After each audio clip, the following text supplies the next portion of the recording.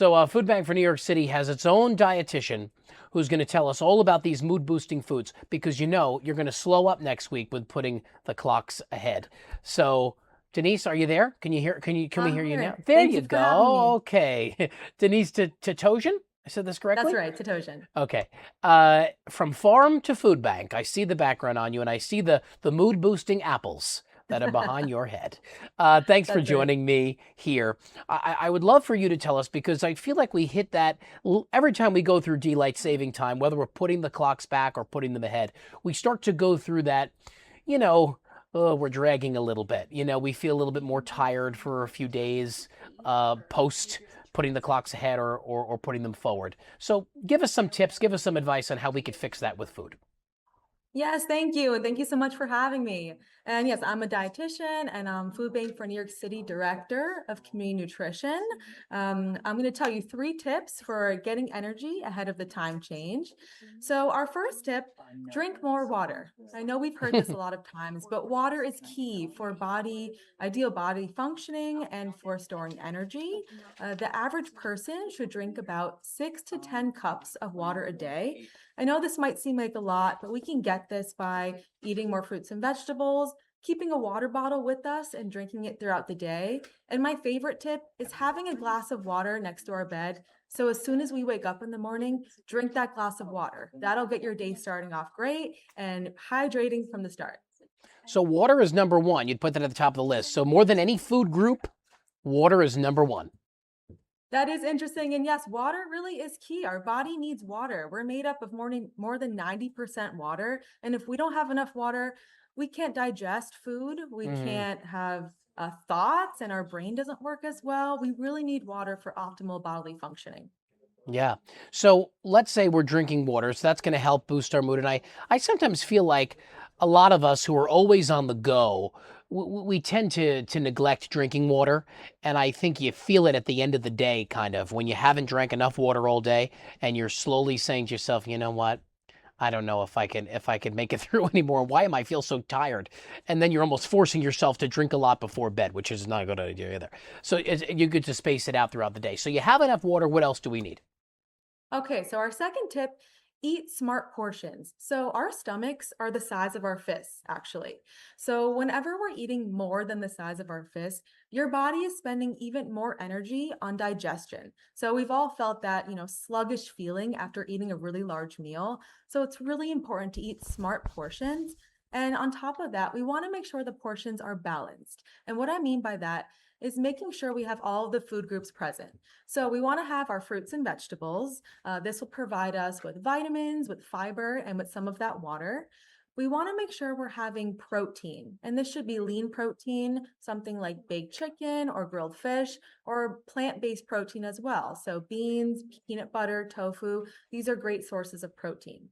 Another food group that we should have are whole grains. So, grains are a food group, but I really want to emphasize the whole grain. So when we have refined grains such as white bread, white carbs, white rice, we're going to get that spike of energy and then the crash. Same like we get with eating candy or some of those processed foods, because our body absorbs it very quickly and then we crash right after that. So when we have whole grains, we get that gradual release of energy throughout the day. So this can be our brown rice, whole wheat pasta, or other whole grain products.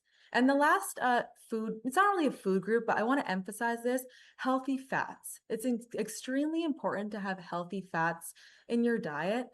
Your body needs fat to absorb nutrients. So vitamins A, D, E, and K, they need fat to be absorbed by the body. If we don't have fat, we're not going to absorb these nutrients. And also, we really need fat to feel satisfied after a meal. So that satiety feeling comes directly from fat. Interesting. And all the things that you mentioned are in that food pyramid, which has been flipped by the federal government. Do you Yes. still follow the old food pyramid, or do we still now abide by the current flipped pyramid? Yes, it can be a very confusing time, even for Hmm. dietitians, but Hmm. there is a lot of really great information in the new guidelines. So many of it mirrors each other. Whatever is right for you and whatever is easy for you to understand is what you should use. But the new guidelines have a lot of great information. They focus on real food, fruits and vegetables, and also healthy fats.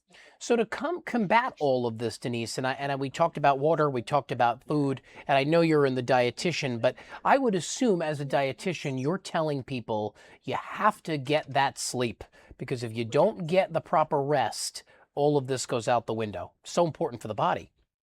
Absolutely. Yes. Sleep is critical. So when we don't get enough sleep, our body actually craves carbs the next day. So you might No crave, wonder I do. things.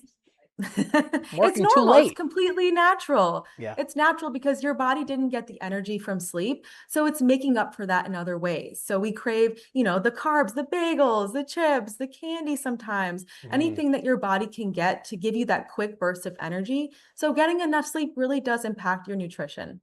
Yeah, it's so important because we have to think about, all everything has to align. Have you noticed that people fall off a little bit during specific times of the year? And I'm wondering if daylight saving time does play a part in that. Yeah, that's a great observation. And definitely around the holidays, it's hard. And, Yeah. as a dietitian, we focus on healthy food, but also mindful and intuitive eating. Food is not the enemy, and everyone has the right to enjoy food, whatever that means for you and your culture and your family. But to get back to your point, yes, definitely during these times when we lose sleep, daylight savings, or when there are holidays and we're thrown off of our routine, those are the times where it is a little bit harder to get back on track. And that's completely normal. Yeah, so I think we have to take it one day at a time, especially during daylight saving time, because you have to make sure that you try to follow at least as balanced of a diet as you can, drink a lot of water, get enough sleep. Yes, it's all easier said than done in our busy lives, but I'm assuming you're advising people all the time to get back on track. It is definitely a common theme, but it's really important to work with people and our neighbors at Food Bank for New York City. They face a whole other set of obstacles in their lives. So we really try and work with people and communities and tailor nutrition and education to those communities. Well, thank you, Danice Tatosian, for joining us tonight from Food Bank for New York City. She is our now you're our in-house dietitian, okay? So you're I'm taking happy to be you that. you Yes. gave us all the stuff we need, and thank you to you and that organization for helping so many New Yorkers who are in need. You guys do amazing work. Thank you so much. And please, if there's one thing I can leave you with, is Yeah, that Food Bank for New York City cares about our neighbors. So please visit us at foodbanknyc.org to learn more today. thank you, Denise.